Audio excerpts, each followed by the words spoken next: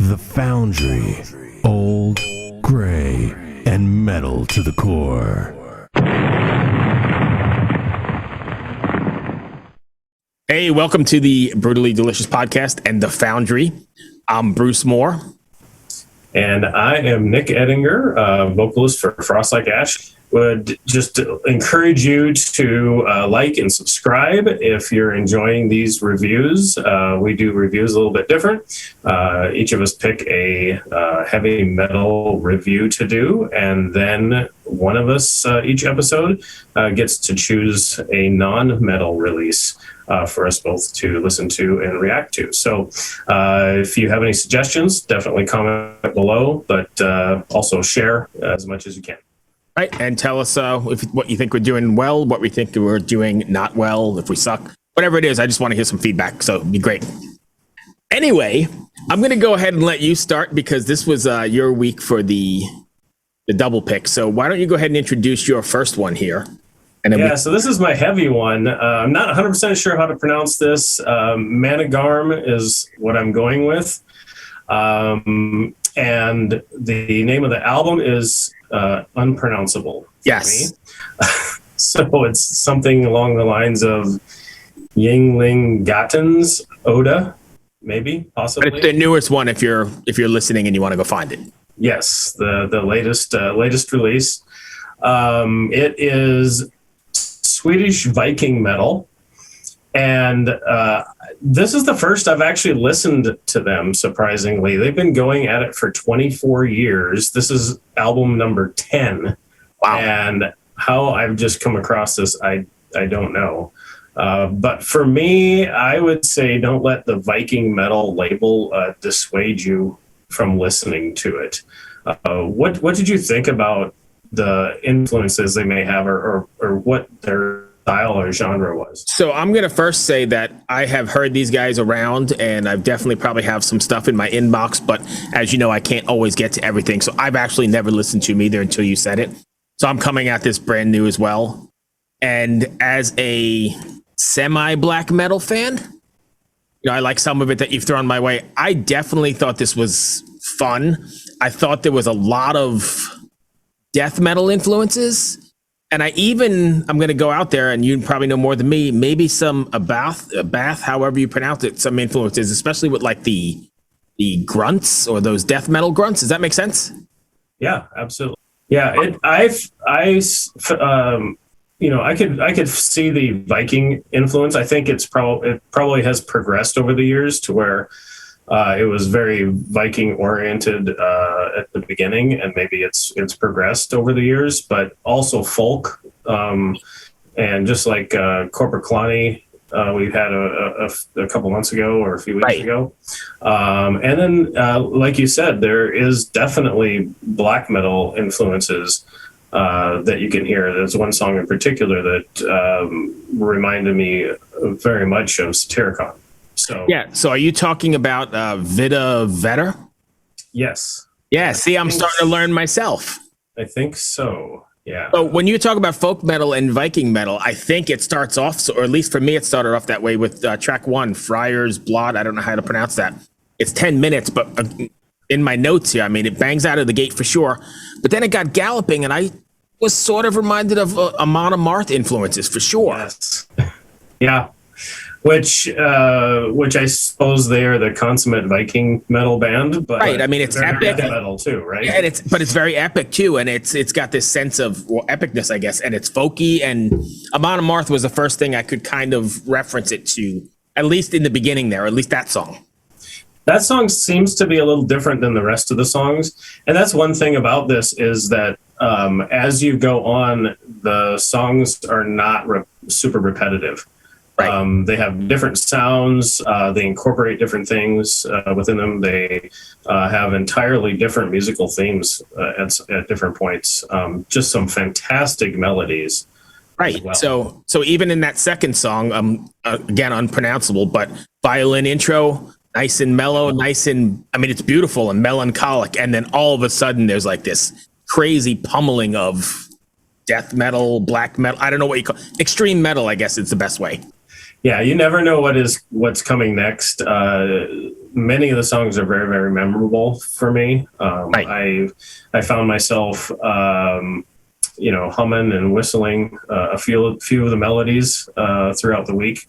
Yes. As I was listening to it, and I was like, "Where did I hear that?" This was it. So that it's always good when something like that happens. So what were your top picks? So my top pick for sure was number 5, Strids Galton. I'm guessing I'm gonna say. I love the didgeridoo doing it. I thought it was sort of. This is gonna sound terrible in a black metal review, but sort of bouncy. Mm-hmm. And I think I did some research in it, and that's Jan, right, in there. It is. Yeah, so that was another weird circular thing that we've got going on. But yeah, I thought that was Jan in there as well. So that whole song stood out to me as, well, definitely by far my favorite. But I also liked, 1 and 2, and maybe because I'm more of the death metal Amon Amarth sort of thing than the full-on black metal assault. That's more your wheelhouse, right? Yeah, absolutely. My top picks were Friar's Blood, which is the first one we talked about. Edel's Fall was also great. And this one I'm not going to say very well, but Hagkomst av et Liv. Oh, yeah, towards the end, right. Yep, that is the second to last song. And then, but my top pick, I couldn't honestly split it up. Ensnara of Guld and Ons Sonar. Those are the two. Actually, I think one of those is the one that reminded me of Satyricon a little bit. So that other one, the first one you said, Unsnar, however you pronounce it, that's a slower one, right? It is. Almost both of those are slower. Yeah, that one's that's the one that really caught into my head. It's a slow, but it still drives. Mellow song. Yeah. I think it's very, it's definitely a driving song for sure, but it's definitely at a slower pace. Yeah. Overall, I really enjoyed this album. I listened to it quite a few times, and I think it's something that anybody who really likes extreme metal can find something in this album that they'll enjoy. I think so too, and I'm sort of sorry that I came to them this late in the game, but there's so many bands out there, it's almost impossible to.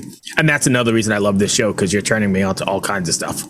Now to my pick, and yes. I don't know how to pronounce it. I think it's a Legion, but however you're going to pronounce it, Allegaeon, however you said it, Damnum is probably it definitely is my favorite album of the year, and it's heads on going to be my favorite album of the whole year, I think. Really? Oh, it is. I love this record. And I know I sent it to you, hadn't heard of them, but it's a beast of a record for sure. And there's so much to it. And I think it's one of those records that the more you listen to it, the more you go, holy cow, I didn't hear that, or wow, they did that. But it's, I guess, death metal or extreme metal, but it's got everything in it. I mean, you've got pianos and clean vocals and heavy vocals and all kinds of acoustic guitars and flamenco stuff, and it's powerful. I think powerful is the right word. I would call it melodic death metal. Yeah. But there's definitely some metalcore in there, and maybe that's from, they've been around a while too, haven't they? This is album number 4. Yeah. Yeah. So maybe from earlier on in their days, they still have that sound. But like you mentioned, because of all the instrumentation, I felt they were very progressive. At times as well. This is a heavy, and these guys are not afraid to do whatever they want. Oh, and the thing is that every single thing they do is of great quality, so they don't do anything poorly. And they're players. Holy cow, can they play? Yeah. The vocals, death metal, but they had some really quick fire style, vocal style at times that I really enjoyed, because that's almost like Cannibal. Hear a lot. Yeah, it's almost like Cannibal, right? Yeah. So full disclosure, over the years, I've become really good friends with Riley, the singer, through the podcast and through 70,000 Tons of Metal, through a bunch of stuff we've done. And we had a whole conversation with him about this record a couple weeks ago. And if you look at the title, Damnum, it's a Latin word for loss, hurt, harm, or damage. And the whole album was inspired by a really good friend of the band committing suicide and them finding the body and having to clean up the mess and that whole thing. And that's where the inspiration from the record comes. And I think you can feel that in songs like Coming Home. I mean, it's just unbelievable. I get the chills listening to it. Even before I knew what it was about, it's so, so powerful and connectable, if that's a word. Yeah. To Carry My Grief would be another oh my goodness. One. I like the Dopamine. Yes. So Dopamine 2 is probably my favorite of the two, but they're both great. I don't think there's a bad record on this album. And if I'm going to pick my favorites, definitely Called Home. Like I said, that was the first one that resonated with me. And it just was like, it sunk into me. But I also like A Beast and Worms, which I think was their first single. And then Vermin. Vermin is so good. Yeah, I have. I ended up picking technically 4 for my picks. Into Embers, Vermin is one of those, and then I included both Dopamine Voids 1 and 2 because they seem to kind of fit together. I'm not sure why they split them up, but so I put them both together. So, but my top pick is Saturnine. That one to me like has the best of everything that they do, all wrapped into one song, and it is just so powerful. So this is an album I had to listen to, yes, probably 5 or 6 times to just wrap my head around it. Yes, it's very, very thick and it's very deep and it's very powerful. And I will tell you that on top of being, one of my favorite albums of the year, I have had the opportunity to see them a bunch of times. But quick little story, I saw them on 70,000 Tons of Metal, and they were in this little tiny theater. I mean, tiny, maybe a couple hundred. But it got so packed, they must have packed in 1,000 people in that place that night. Oh my gosh. It was probably the best show I've ever seen in my life, and we goof about this all the time. They were people were tearing ceiling tiles down from it was absolute insanity. And they were so on fire, and it spilled out into the lobby of the cruise ship. It was absolutely insane. These guys are the real deal to me. I love this band and this record. And can you imagine that scenario with these songs being played? No. I mean, I don't know how you walk out of there. These songs are just they're so powerful. Yes. It's pretty amazing. And it was really interesting, talking to him and having him explain how these lyrics were and how he was breaking down in the studio singing recording the vocals to Coming Home or any of some of those other ones. I mean, he said it was a physical response to the lyrics and putting it out there. And you could see it in the album. You could feel it. Vocally, he had just fantastic. He has fantastic control over his voice, and you can't sing that rapid fire death metal without just amazing lungs. Right, some training. Yeah. So anyway, I know I've talked a lot about it. I say go get this one if you can, because definitely my odds-on pick for the end of the best album of the year. Yeah. Anyway, go ahead with your non-metal. All right, non-metal. This one's going way back, although it's a brand new album. So Aldo Nova. You may remember some old hits back in the 80s, and then he vanished off the map. And it took him a long, long time, 40 years? Is it? Almost 40 years. Yeah. To come back and actually come back and do an album. The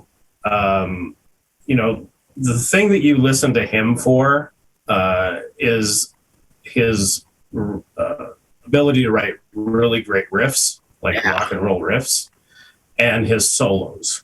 I mean, they're not the most intricate, they're not crazy, but they're just perfect for whatever song he's doing. So I was really excited actually to listen to this album. This isn't the type of music I listen to, and I wasn't really an Aldo Nova fan, especially back then. But knowing what quality he can provide, I was excited to listen to it. I did think that sonically it lacked a little bit. it wasn't as big of a recording as I was expecting it to be. Right. You know, like in the mix and just in how everything was arranged. It just felt a little muffled and subdued. I could see that. Which I felt hurt some of the songs quite a bit. But still, it's a pity it took this long for him to return. So yeah, I'm gonna jump in. I didn't know anything about Aldo Nova since like I first got MTV back in, I don't know, 82, 83, right? Fantasy was something they played. Martha Quinn played it every other video or something. And when you sent me this link, I was like, there's no way Aldo Nova is still around. I had no idea he still existed, but apparently, I mean, he still exists and he can still play. So I was pleasantly surprised when I put it on for sure. I love that it's a rock opera. That's the sort of thing that I've always been intrigued about, people who can put together, you know, full length thematic albums or concept albums or something like this. It's not easy. No. And I really, really agree with you on the solos, because I even made some notes about solos. So the first one, Hey Laddie Daddy, I guess that's how you pronounce it. Yeah. Crazy catchy solo.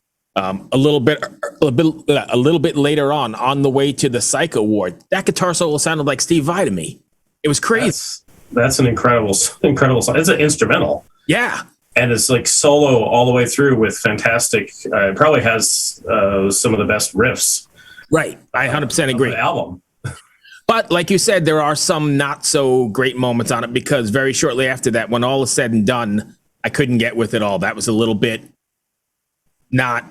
boring to me, I guess, or a little too slow, and maybe I'm just not a fan of those slowed down tunes. But that one didn't do much for me. But the whole album itself, I would listen to it again. I liked it.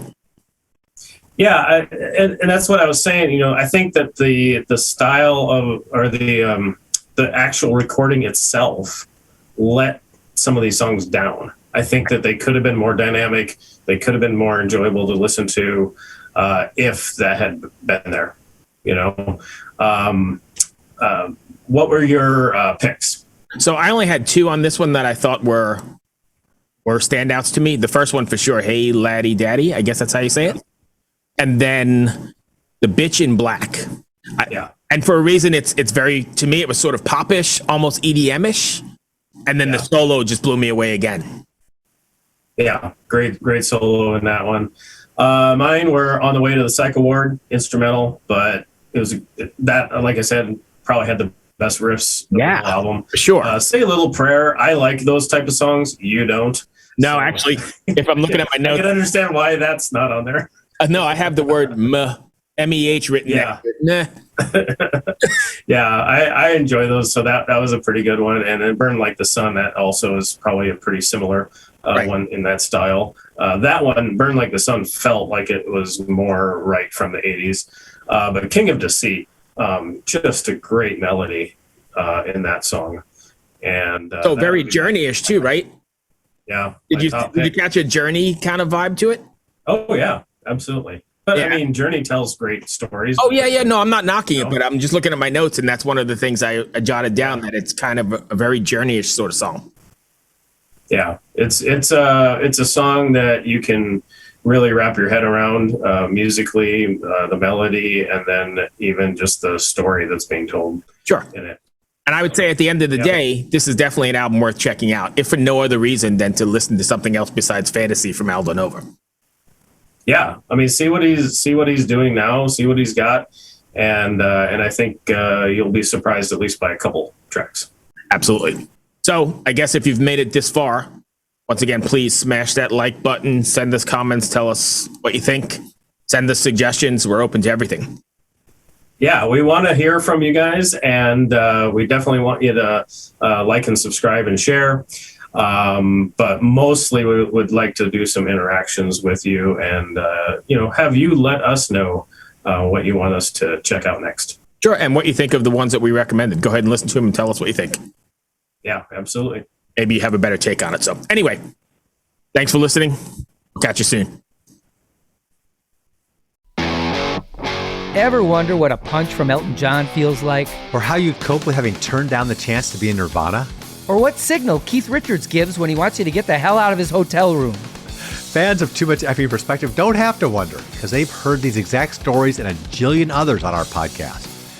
I'm Alex Hoffman, former tour manager for Radiohead. And I'm musician and comedy writer Alan Keller. On the TMEP show, we get guests like Nancy Wilson from Heart, Jeremiah Freites from the Lumineers, and Modern Family's Julie Bowen to tell us things they may have only shared with their therapist, clergy, or a TMZ stringer. So join us on Too Much Effing Perspective. That's EFFING Perspective. The only podcast you crank up to 11.